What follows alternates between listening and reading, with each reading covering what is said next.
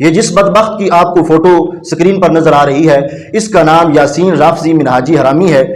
یہ ایسا بدبخت ہے کہ آئے دن صحابہ اکرام رضی اللہ تعالیٰ عنہم کی شان میں گستاخیاں کرتا ہے۔ جس طرح پہلے اس نے حضرت ابوبکر صدیق، حضرت عمر فاروق اور حضرت عثمان غنی رضی اللہ تعالیٰ عنہم کے بارے میں گستاخیاں کی، اور اب یہ باز نہیں آ رہا، اور چلتے چلتے اب دیکھو کہ فتح مکہ کے موقع پر جن لوگوں کو رسول پاک صلی اللہ علیہ وسلم کا صحابی ہونے کا شرف حاصل ہوا، یعنی وہ مسلمان ہوئے، تو یہ ان کے بارے میں زبان درازی کر رہا ہے اور غلط الفاظ بول رہا ہے۔ اور رسول پاک صلی اللہ علیہ وسلم نے تو پہلے فرمایا تھا کہ میں دیکھ رہا ہوں کہ ایک وقت آئے گا کہ میرے ممبروں پر بندر جو ہیں وہ ناچیں گے۔ اب یہ بندر کی اولاد ہے، بدبخت جاہل۔ یہ صحابہ اکرام رضی اللہ تعالیٰ عنہم وہ صحابہ کہ جن کے بارے میں رب ذوالجلال قرآن مجید برہان رشید میں فرماتا ہے رضی اللہ عنہم ورضوا عنہ، رب فرماتا ہے کہ میں ان سب پر راضی ہوں اور وہ سارے مجھ سے راضی ہیں۔ اسی طرح اللہ فرماتا ہے کلا وعد اللہ الحسنی، اللہ فرماتا ہے کہ میں نے ان سب سے جنت کا وعدہ فرمایا ہے۔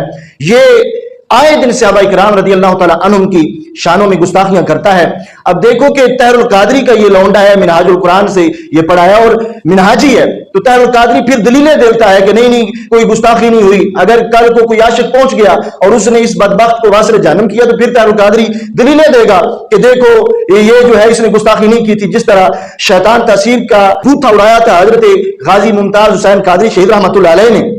اور اس کو واصل جنم کیا تھا، تو یہ بدبخت طاہر القادری جو ہے یہ دلیلیں دے رہا تھا من گھڑت کے، دیکھو گھڑ گھڑ کے اپنے پاس سے کہ نہیں گستاخی ہوئی نہیں۔ اور اسی طرح جب کوئی عاشق یہ یاسین منہاجی حرامی کے گردن اڑائے گا، اس وقت بھی طاہر القادری جو ہے وہ پھر دلیلیں دے گا، تو اس کو چاہیے کہ اس اپنے لونڈے کو سنبھالے اور اس کو لگام ڈالے۔ اسی بدبخت نے کنز العلماء مفکر اسلام پروفیسر مفتی ڈاکٹر محمد اشرف آصف جلالی صاحب زیدہ شرف ہو، ان کے ایک بیان کا کلپ کاٹ کر اس بدبخت نے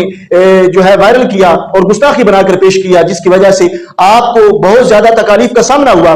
مگر رب ذوالجلال تو کنز العلماء کا آج بھی ساتھ دے رہا ہے، اور یہ بدبخت آئے دن گستاخیاں کر رہا ہے اور ذلیل و رسوا ہو رہا ہے۔ تو اب دیکھو کہ ہم نے جو لفظ حرامی بولا ہے، تو اس کو پر لوگ کہہ سکتے ہیں کہ کیا دلیل ہے کہ وہ حرامی ہے یا ناجائز خون کی پیداوار ہے؟ تو یہ ہے کہ یہ طے شدہ اور شریعت سے بھی ثابت ہے کہ جو بندہ صحابہ کرام رضی اللہ تعالیٰ عنہ کی گستاخیاں کرتا ہے وہ حلالی نہیں ہوتا بلکہ ناجائز خون کی پیداوار ہوتا ہے۔ اسی طرح رسول پاک صلی اللہ علیہ وسلم کی جو آل کی گستاخیاں کرے وہ شخص بھی حلالی نہیں ہوتا بلکہ حرامی ہوتا ہے۔ اسی طرح رسول پاک صلی اللہ علیہ وسلم کی جو گستاخی کرے وہ شخص بھی حلالی نہیں بلکہ حرامی ہوتا ہے۔